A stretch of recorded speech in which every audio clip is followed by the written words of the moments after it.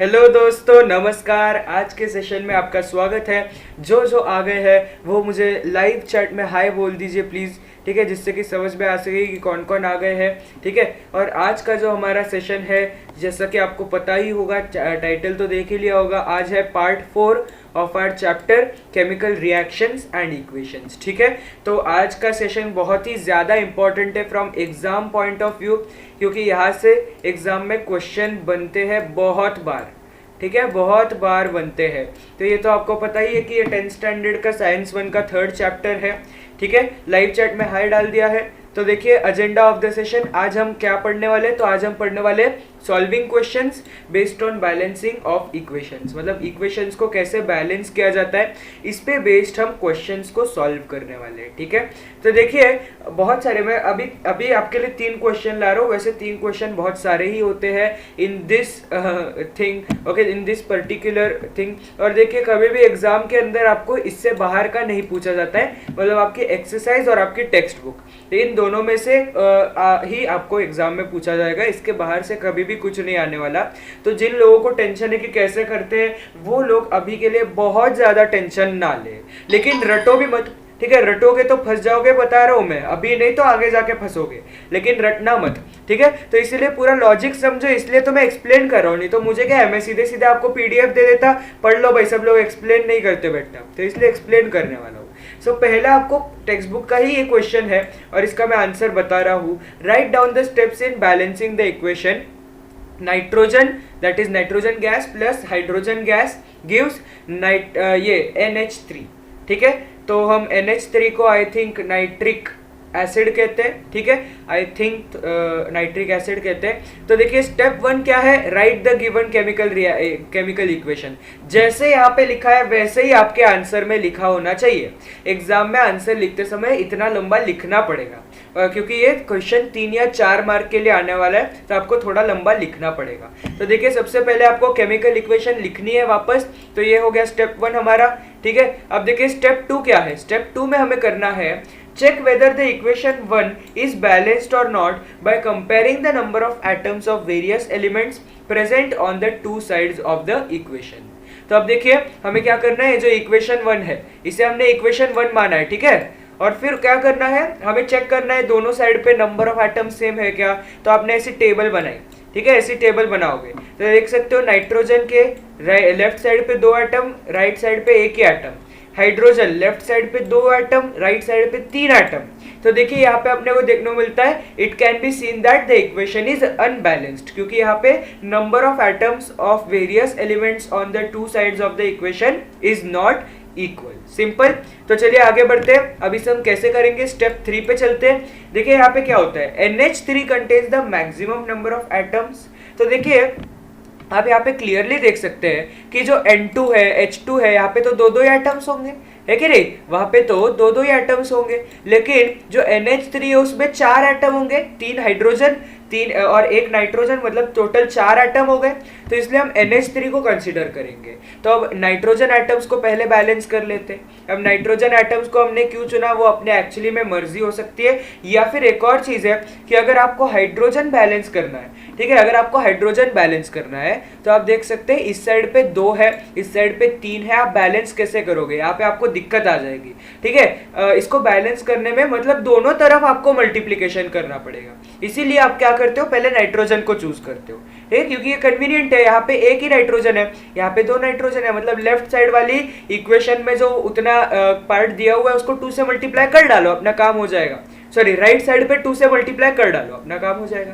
तो देखिए n को हम पहले कंसीडर कर रहे हैं, तो ऐसी टेबल बनाओ। Number of nitrogen atoms initially reactants में 2 थे, इनिशियली मतलब शुरुआत में, तो रिएक्टेंट साइड पे 2 थे, N2 वाले में बता रहे हैं हम, ठीक है, N2 को कंसीडर कर रहे हैं ना, तो इसलिए इन N2 लिखा है। और प्रोडक्ट्स के अंदर मतलब NH3 के अंदर कितने थे नाइट्रोजन एटम, 1 नाइट्रोजन एटम था। तो इसलिए अब हम क्या करेंगे, बैलेंस करने के लिए यहाँ पे तो 2 के 2 रहने दीजिए, क्योंकि हम कम नहीं कर सकते, हम बढ़ा सकते हैं। तो 1 मल्टीप्लाइड बाय 2 करोगे तो 2 मिल जाएगा।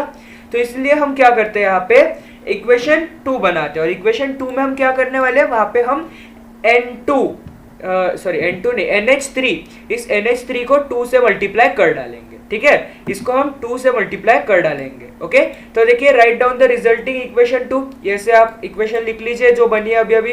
तो N2 plus H2 gives 2NH3 बन गई ना, 2 से मल्टीप्लाई कर दिया। अब देखिए, अब वापस अपनी टेबल को अपडेट कीजिए।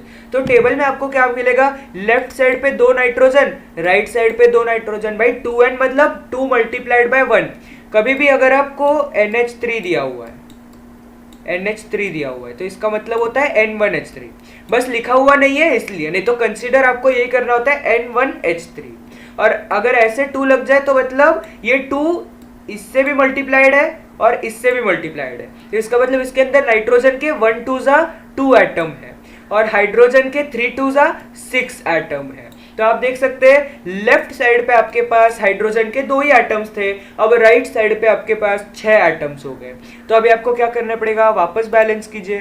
ठीक है, तो नेक्स्ट स्टेप आपके आ जाएगी, check whether the equation 2 is balanced और नॉट। अब आपको मिल गई कि ये वापस अभी अपने को अनबैलेंस्ड ही मिली है। तो अभी हम हाइड्रोजन एटम्स को बैलेंस कर लेते हैं क्योंकि नाइट्रोजन ऑलरेडी हो चुका। सो इनिशियली रिएक्टेंट साइड पे, मतलब शुरुआत में रिएक्टेंट साइड पे 2 हाइड्रोजन थे H2 के अंदर के, जबकि प्रोडक्ट्स पे अब NH3, ठीक है, NH3 का अब 2NH3 हो गया, इसलिए हमारे 6 हाइड्रोजन एटम हो गए। ठीक है, अब बैलेंस करने के लिए हमें क्या करना पड़ेगा, 2 मल्टीप्लाइड बाय 3। भाई 2 3 6 होता है ना, तो 2 मल्टीप्लाइड बाय 3। तो हम क्या करेंगे, इस H2 को 3H2 कर देंगे। क्या कर देंगे हम, H2 का 3H2 कर देंगे, 3 से मल्टीप्लाई कर देंगे। ठीक है, तो आगे बढ़ते हैं। यहाँ पे आप देख सकते हैं, यहाँ पे हमने 3 से मल्टीप्लाई मार दिया, तो हो गया ये 3 2 6। ठीक है, हाइड्रोजन 6 हो गए लेफ्ट साइड पे, नाइट्रोजन तो 2 है। ठीक है, अब आपकी टेबल देख लो और राइट साइड पे देखोगे तो नाइट्रोजन 2 है, हाइड्रोजन 6 है। तो इसका मतलब हमारी इक्वेशन अब बैलेंस हो चुकी है। ये हो गई आपके लिए खुशखबरी। So check whether the equation 3, ये जो अभी अभी बनी उसको हमने इक्वेशन 3 नाम दे दिया। सो इज इट बैलेंस्ड और नॉट, तो ये बैलेंस्ड हो गई। It is seen that number of atoms of all elements is equal on both the sides. It means that the equation 3 is a balanced equation. तो यहाँ पे आप देख सकते हैं, ऐसे लिख लीजिए। ठीक है, ये टेबल आपको वापस बनानी पड़ेगी ऐसी वाली। ठीक है, और उसके बाद स्टेप 4 होता है write down the final balanced equation. जो हमें फाइनल जो इक्वेशन 3 थी उसी को आपको सेम टू सेम इक्वेशन 4 में लिखना है। ठीक है, सेम टू सेम, क्योंकि अब वो बैलेंस हो चुकी है। ठीक है, so I hope it is clear to all of you कैसे इक्वेशंस को बैलेंस किया जाता है। कोई डाउट हो और हम 2 एग्जांपल सॉल्व कर रहे हैं उसके अंदर तो क्लियर हो ही जाएंगे। ठीक है, चलिए आगे बढ़ते हैं। इधर भी अपने को क्वेश्चन दिया हुआ है बैलेंस स्टेप वाइज, ये अभी मैंने एक्सरसाइज में से उठाया है। ठीक है, तो चलिए इसका शुरुआत करते हैं ये वाले सम की। H2 किधर है भाई, हाँ, H2S2O7 plus H2O gives H2SO4। मतलब ये पहला वाला प्रोडक्ट रिएक्टेंट, ये दूसरा वाला रिएक्टेंट, ये वाला है प्रोडक्ट। ठीक है, तो सबसे पहले तो केमिकल इक्वेशन को लिख लो आप। ठीक है, केमिकल इक्वेशन को लिख लो। उसके बाद आपको क्या करना है, check whether equation 1 is balanced और not by comparing the number of atoms of various elements present on the 2 sides of the equation. तो इक्वेशन 1 को आप चेक करो बैलेंस है या नहीं है। तो देख लीजिए आपने ऐसी टेबल बनाई, टेबल में आपने लिखा लेफ्ट साइड पे H2 प्लस H2 4 हाइड्रोजन है। ठीक है, 4 हाइड्रोजन है। आपने टेबल में लिखा सल्फर 2 है। ठीक है, सल्फर 2 है और ऑक्सीजन कितने हैं, थोड़ा इरेज कर ले, यस। तो ऑक्सीजन हमारे पास 7 और 1 8 ऑक्सीजन है। तो ऐसे लेफ्ट साइड के नंबर ऑफ एटम्स का हमने हिसाब किताब कर लिया। अब राइट साइड पे देखिए हाइड्रोजन 2 है। ठीक है, सल्फर 1 है और ऑक्सीजन 4 है। मतलब आपको यहाँ देखने को मिलता है कि तीनों ही चीजें बैलेंस्ड नहीं है। ठीक है, तो अब इसको सॉल्व कर लेते हैं। It can be seen that the equation is not balanced. So step 3 यहाँ पे क्या आ जाता है आपके लिए, स्टेप 3 आ जाता है H2S2O7 contains the maximum number of atoms. First balance the number of S atoms as it requires smaller factor. तो देखिए सल्फर के एटम्स, पहली चीज तो अब आपको ये क्लियरली दिख रहा होगा कि H2S2O7 में सबसे ज्यादा एटम्स है। मतलब 2 और 2 4 और 4 और 7 होते हैं 11 एटम्स है। बाकी किसी में भी 11 एटम्स नहीं देखने को मिलते, तो इसलिए H2S2O7 को पहले कंसीडर करेंगे। अब H2S2O7 में तो सारे एलिमेंट्स आ रहे हैं, तो आप पहले कौन से एलिमेंट को कंसीडर करेंगे। देखिए अगर आप सल्फर को कंसीडर करते तो कितना आसान है, राइट। सल्फर को कंसीडर करते तो यहाँ पे 1 मल्टीप्लाइड बाय 2 कर दिया, आपका काम हो गया। ठीक है, तो इसलिए हम सबसे पहले सल्फर को कंसीडर करते हैं। ओके, सो इनिशियली आपको दिखता है सल्फर के एटम्स लेफ्ट साइड पे, मतलब H2S2O7 में सल्फर 2 है और राइट साइड पे प्रोडक्ट्स मतलब H2SO4 में एक ही सल्फर का एटम है। तो इसलिए इसे बैलेंस करने के लिए राइट साइड को 2 से मल्टीप्लाई करना पड़ेगा। तो H2SO4 को 2 से मल्टीप्लाई करोगे तो आपको ये इक्वेशन मिलेगी, H2S2O7 प्लस H2O, मतलब left side as it is है, गिव्स 2H2SO4। क्या दिया? 2H2SO4। अब यहाँ पे चेक करो, वापस टेबल बनाओ, टेबल को अपडेट करो। तो जब आप टेबल को अपडेट करोगे तो क्या दिखेगा आपके पास? ऑक्सीजन है वो अभी बैलेंस हो गए हैं, ठीक है। मतलब आप देख सकते हैं यहाँ पे 7 और 1 8 ऑक्सीजन, यहाँ पे 4 2 8 हो जाएगा, तो यहाँ पे भी 8 ऑक्सीजन, दोनों तरफ 8 ऑक्सीजन हो गए। अब आप हाइड्रोजन की बात कर लो, यहाँ पे 2 और 2 4, राइट साइड पे 2 2 4, ठीक है, तो दोनों तरफ 4 हाइड्रोजन है। सल्फर की बात कर लो तो सल्फर आपको दिखेगा, यहाँ पे 2 सल्फर है, यहाँ पे भी 1 2 2, 2 सल्फर है। तो आपको यहाँ पे दिख रहा है कि इक्वेशन तो बैलेंस हो गई। हमें लग रहा था कि ये तो बहुत बड़ा प्रोसेस रहने वाला है, लेकिन एक ही स्टेप में बैलेंस हो गई।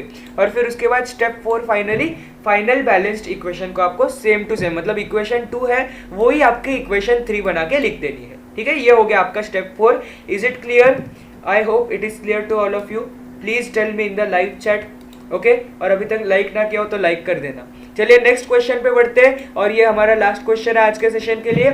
ये है SO2 plus H2S gives S plus H2O। तो सबसे पहला स्टेप आपका होना चाहिए right the given chemical equation. तो आप लिख लीजिए इसे एज इट इज, इक्वेशन 1 मान लीजिए।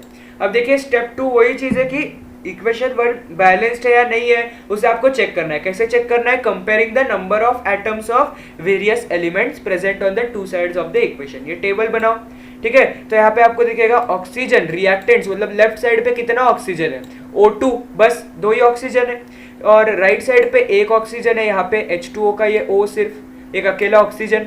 फिर हाइड्रोजन की बात करते हैं तो हाइड्रोजन लेफ्ट साइड पे कितना दिख रहा है? H2, 2 हाइड्रोजन दिखा। राइट साइड पे भी H2, 2 हाइड्रोजन, मतलब हाइड्रोजन तो बैलेंस्ड है। फिर सल्फर की बात करते हैं, लेफ्ट साइड पे S 2S दिख रहे हैं, ठीक है। राइट साइड पे एक ही सल्फर दिख रहा है, ठीक है। तो आप देख सकते हैं इक्वेशन इज अनबैलेंस्ड, ठीक है। It can be seen that the equation is unbalanced. ये जो मैंने स्टेप का ये जो सेंटेंस लिखा है, इसको आप थोड़ा सा लर्न करके जा सकते हैं, क्योंकि ये सेंटेंस हर एक सम के लिए सेम ही होने वाला है, क्योंकि हर जगह आपको वो अनबैलेंस्ड इक्वेशन ही देने वाले हैं। इतना तो आपको भी पता है कि वो इतने मेहरबान नहीं है कि वो बैलेंस्ड इक्वेशन दे डाले और तुम्हें बोले कि check whether it is balanced और नॉट। वो अनबैलेंस्ड ही देने वाले, तो इसलिए आप ये सेंटेंस को आप लर्न करके जा सकते हैं। ये नहीं तो क्या है, आपके दिमाग में इतना तो लॉजिक समझ में आता ही होगा आपको, ठीक है। तो आगे बढ़ते हैं। अब इसको हमें बैलेंस करना है। सबसे पहले आपको ढूंढना है कि सबसे ज्यादा एटम्स किस में है। तो SO2 के अंदर 3 एटम है, 1 सल्फर 2 ऑक्सीजन, ठीक है। यहाँ पे 3 एटम है, तो आप लिख लो यहाँ पे जरा 3 एटम, मतलब लिखने की जरूरत तो नहीं है वैसे। H2S में 2 hydrogen 1 sulphur 3 atom, right side sulphur एक अकेला एटम, ठीक है। उसके बाद H2O मतलब 2 हाइड्रोजन 1 ऑक्सीजन, यहाँ पे भी 3 एटम। तो मतलब हमें 3 जगहों पर हमें 3 एटम दिख रहे हैं। तो आप किसको चूज करोगे फिर? तो आप किसको चूज करोगे? Both O and S atoms require the same factor to be balanced. अब देखिए तीनों में आपको दिखेगा कि कॉमन क्या है, मैक्सिमम आपको सल्फर और ऑक्सीजन दिख रहा है, ठीक है। एक काम कीजिए, ठीक है, आप एक काम कीजिए, सबसे पहले देखिए कि कौन से एलिमेंट्स है जिनको कम फैक्टर लगेगा। तो दोनों को सेम फैक्टर लगने वाला है यहाँ पे, तो इसको भी 1 मल्टीप्लाइड बाय 2 करना है, इसको भी 1 मल्टीप्लाइड बाय 2 करना है। Sorry for the handwriting. तो आप क्या कर सकते हैं, किसी को भी अपने मन से चूज कर लीजिए। मैंने चूज कर लिया ऑक्सीजन को करना है, ठीक है, ये सिंपल सी बात है। तो हम ऑक्सीजन को चूज कर रहे हैं यहाँ पे। और ऑक्सीजन फिर किस में आता है दोनों में से? ठीक है, ऑक्सीजन आता है राइट साइड पे, तो H2O ले रहे हैं हम। लेफ्ट साइड पे हम ले सकते हैं SO2, क्योंकि ऑक्सीजन H2S में तो आता ही नहीं। तो लेफ्ट साइड पे हम SO2 को कंसीडर कर रहे हैं, राइट साइड पे H2O को कंसीडर कर रहे हैं। ऐसी टेबल बना लो। तो इनिशियली रिएक्टेंट्स के अंदर मतलब SO2 के अंदर 2 ऑक्सीजन, राइट साइड पे प्रोडक्ट्स के अंदर मतलब H2O के अंदर 1 ही ऑक्सीजन। तो आपको टू बैलेंस क्या करना पड़ेगा, यहाँ पे मल्टीप्लाइड बाय 2 करना पड़ेगा। तो पूरे H2O को 2 से मल्टीप्लाई कर डालो, उस इक्वेशन को लिख लो, ठीक है। तो मिल गया SO2 plus H2S gives S plus 2H2O। यहाँ पे हमने चेंज किया है, राइट। अब इसको वापस लिख लो, टेबल लिख लो कि मतलब टेबल को अपडेट कर लो कि आपने क्या क्या किया अब यहाँ पे। तो आप देख सकते हैं लेफ्ट साइड पे तो कोई चेंज नहीं है, राइट साइड पे आप चेंज करेंगे। एक सेकेंड, सॉरी फॉर दैट। तो देखिए क्या करना है आपको, राइट साइड की टेबल को अपडेट करना है। तो राइट साइड पे आपको एक ही सल्फर का एटम दिख रहा है अभी भी, ठीक है, तो ये तो एज इट इज ही रहने वाला है, ठीक है, ये टेबल में तो सल्फर एज इट इज रहने वाला है। उसके बाद आपको दिखेगा H2 मल्टीप्लाइड बाई 2 H4 हो गया अभी, ठीक है, तो यहाँ पे हो गए 4 हाइड्रोजन। तो आप यहाँ पे दिखेंगे उल्टा, तो स्थिति बिगड़ गई यहाँ पे, तो ये तो उल्टा हाइड्रोजन, ये आ गए 4, ये अनबैलेंस्ड हो गया। आप देखिए हमने ऑक्सीजन को क्यों नहीं किया, क्योंकि ऑक्सीजन को ऐसा एक क्या कहते हैं, बहुत लोग कहते हैं कि अगर आप ऑक्सीजन से शुरुआत करते हो किसी भी इक्वेशन को बैलेंस करना तो आपके लिए मुश्किल हो जाती है, तो इसलिए हम प्रेफरेंस सल्फर को देते हैं, ठीक है। ऑक्सीजन से शुरुआत करते हैं तो कई बार आपको बैलेंसिंग में दिक्कत आती है, ऐसा कई बार ऑब्जर्व किया हुआ है। आप ट्राई करके देख लीजिए ना, आपका शायद हो सकता है एक स्टेप बढ़ जाए। तो इसीलिए हो सके जितना हो सके आपको ऑक्सीजन को थोड़ा सा कम प्रेफरेंस देना है, सल्फर को ज्यादा देना है। और ऑक्सीजन कितने हो गए, अब ऑक्सीजन हो गए O2, तो मतलब यहाँ भी 2 ऑक्सीजन हो गए, मतलब ये बैलेंस हो गया अब, ठीक है, ऑक्सीजन बैलेंस हो गया, हाइड्रोजन और सल्फर अब अनबैलेंस्ड रह गया, ठीक है। अब कोई भी आप ले सकते हो, ऑक्सीजन ले लो या हाइड्रोजन, सॉरी मैंने कुछ गलत कह दिया, सॉरी कुछ गलत कह दिया सॉरी। अब यहाँ पे हमने ये स्टेप ले लिया ना ऑक्सीजन का पहले, इसीलिए हमें शायद यहाँ पे ऐसे देखने को मिला है। आप दोनों तरीके से ट्राई करके देखिए, आपको जो सही लगता है वो कीजिएगा, ठीक है, ऐसा कुछ नहीं है। और check whether the equation 2 is balanced और नॉट। अब इक्वेशन 2 को देख लेते हैं। अब ये बैलेंस नहीं है, ये तो अपने को क्लियरली दिख रहा है यहाँ पे, ठीक है। इस टेबल में एडिटिंग मत करना, मैंने सिर्फ अंडरस्टैंडिंग के लिए लिखा है, ओके।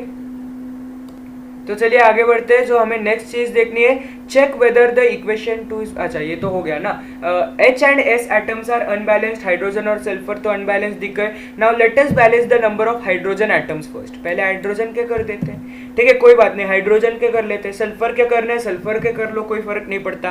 तो अब हाइड्रोजन के करने, तो आप किसको कंसीडर करोगे, तो आप कंसीडर करोगे ये राइट साइड पे तो 2H2O को कंसीडर करोगे और लेफ्ट साइड पे करोगे H2S को, ठीक है, क्योंकि वहीं पे हाइड्रोजन एटम मिल रहे हैं। तो अब देखिए रिएक्टेंट साइड पे हाइड्रोजन तो 2 है, ठीक है, और प्रोडक्ट साइड मतलब H2O में 4 है, मतलब 2H2 हो गया है ना, इसलिए यहाँ पे 4 है। अब बैलेंस करने के लिए आपको क्या चाहिए, 2 मल्टीप्लाइड बाय 2 करोगे ना, तो इसलिए हमें H2S को 2 से मल्टीप्लाई कर देना है। तो हमें रिजल्टिंग इक्वेशन 3 यहाँ पे मिल रही है, ऐसे हमने H2S को 2 से मल्टीप्लाई कर दिया है, ठीक है, और अभी हमें ये मिल गई इक्वेशन 3। अब इसे चेक कर लो भाई, टेबल को अपडेट करो अब, ठीक है। तो टेबल में आप लिखोगे सल्फर हो गए हमारे पास 3, राइट, यहाँ पे 1 सल्फर, यहाँ पे S2 हो गया, अभी 2 सल्फर हो गए, तो सल्फर हो गए 3। भाई साहब स्थिति बिगड़ती जा रही है ये तो।